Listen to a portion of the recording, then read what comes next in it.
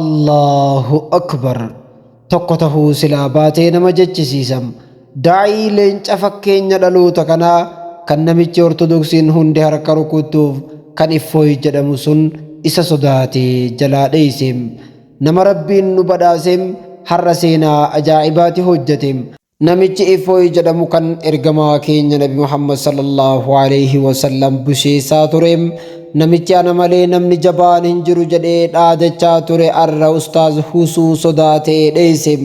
Ustaaz Husuu jechuun nama jabaa daa'ii islaamaa qaxalee nama biyyi keenya qabduudham nama rabbiin nu badhaaseem daa'ii beekumsaan suutatti si barsiisum kan guyyaatti namoota hedduu shaadaa qabsiisum Ustaaz Husuu jedhama. Ilma islaamaa dacheen Affaar addunyaa islaamaatiif gumaachiteem leenca kanaatu har'a namicha ortodoksiin harka rukutuuf kan namni ana caalu hin jiru jechuudhaan dachii dhiphisaa ture hollachiiseem iddoo namoonni kumootaan lakkaa'aman jiranitti iddoo kiristaanonni hedduun jiranitti akka dheeysu isa taasiseem. Gurbaan Iffooy jedhamu kun kan hayyoota islaamaa hedduu tuuffate akka waan isa sodaataniitti dubbachaa ture.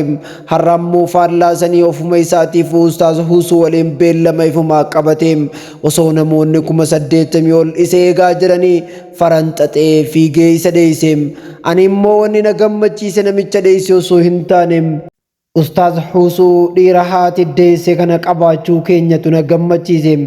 Dargaggeessaa kanaa kan Qur'aana Rabbii qomatti haffazee kitaabban amantaa islaamaa sirritti gadi fageenyaan dubbisee hubateem kan amantaalee biroo gadi fageenyaan ilaalee hordoftoota amantaa sanii caalaa xiinxalee ragaadhaan isaan amansiisu kanam musliimoonni tokko qofa osoo hin taane hedduu qabaachuu nu barbaachisam. Jabaa akkanaa kunuunsuu eegasii dhaloota akka isaa oomishuuf kutannoon dhaloota barsiisuudham namoota akka isaa argachuun barumsaan malee hin yaadamu hin danda'amu.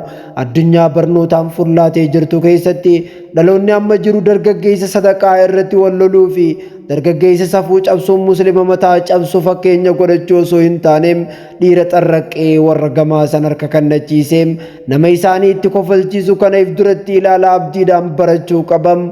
Allahu akbar.